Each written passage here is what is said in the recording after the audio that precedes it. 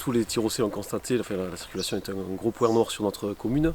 Et nous souhaitons régler le problème en deux temps. Déjà à court moyen terme en revoyant l'ensemble de la rue du Bardo qui longe les arènes, le collège, qui descend au cimetière, et en supprimant l'ensemble des feux.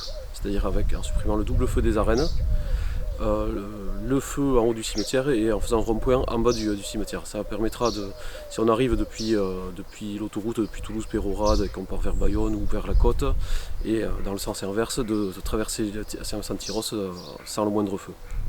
Et ensuite, à plus long terme, on va relancer le projet de déviation avec le département et la communauté de communes. Voie de contournement de Saint-Tyros et de Saint-Jour-de-Marraine. Il faudra travailler avec Saint-Jour-de-Marraine parce que c'est un problème global sur le territoire, et donc ça permettra de dévier les poids lourds et sortir les poids lourds du centre-ville. Mais ça, c'est un projet à 10 ans. On mentirait si on vous dit qu'on le fera sur le mandat. Voilà. C'est un problème que l'on va travailler avec la communauté de communes. Il faut un projet territorial pour développer l'accès à la propriété, et tous les logements maintenant sont dans tous les programmes immobiliers. Il y a des logements sociaux. Il faut aussi développer l'accès à la propriété aux primo-accédants en essayant de faire des prix compétitifs en travaillant avec les promoteurs. Après, on n'a pas énormément de levier puisque ça reste l'offre et la demande.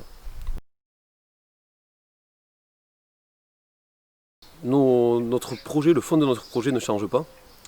Ensuite, nous allons adapter légèrement le budget de fonctionnement sur cette année. On avait prévu 90 000 € d'économies pour les renvoyer vers les fêtes, vers le monde associatif. Ces 90 000 € d'économies, nous allons nous en servir pour aider le monde économique et le monde associatif en subvention exceptionnelle, pour relancer les associations dès le mois de septembre, et ensuite pour le monde économique en instaurant la gratuité sur l'occupation du domaine public, c'est-à-dire gratuité pour les terrasses, gratuité pour les emplacements de marché pour les commerçants ambulants.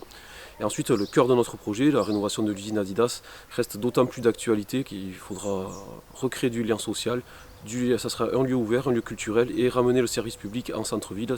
On l'a bien vu pendant cette crise, le service public est primordial pour continuer d'avancer et pour aider nos concitoyens les plus fragiles.